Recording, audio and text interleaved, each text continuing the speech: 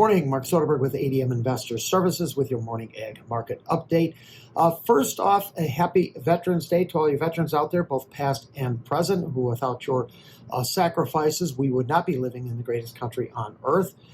In the ag space overnight, mixed, mostly lower trade as traders do brace for the reopening of the federal government following the longest shutdown in history, now at 6 weeks. Also, USDA production and WASDE updates on Friday. Beans right now 5 to 6 cents lower, sitting near session lows. Meal is off about $3. Bean oil, that's rebounded again, up 25 to 30 points. In feed grains, corn is steady to a penny lower, while wheat prices are pretty much steady to 3 cents lower. Last night, the U.S. Senate voted to end the government shutdown, where the deal now heads off to the House, with a vote likely to happen probably on Wednesday before arriving at President Trump's desk for final passage. The government could be fully reopened by the end of the week, however, likely be weeks before we are current with all the data that has been on hold. Friday's USDA report will be the first production and WASDE updates in over 2 months. A Reuters survey does show market participants expect lower corn and soybean production. The average trade guessing corn at 16,557 million bushels. That's down 257 from the USDA estimate in September, and it's about 120 million bushels above our estimate. The average yield is expected to slip to 184 bushels an acre. While still a record, it would be off from the 186.7 the USDA plugged in September. Despite the lower production, ending stocks are expected to rise a little bit to 2.136 billion bushels. This due to higher carry-in stocks from last year's crop and likely lower usage in the feed.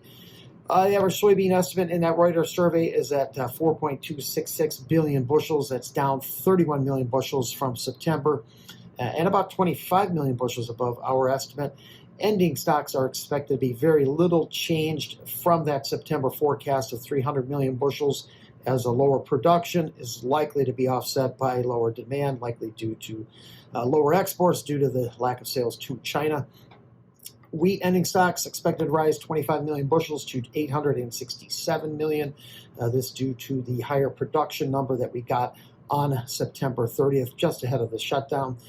Funds moderate buyers across the ag space yesterday. I'd guess the money manager long position in soybeans is back to somewhere in that 90 to 100,000 contract range, which, if verified, would be the biggest in 2.5 years. Probably sometime next week before we start seeing actual updates from the CFTC.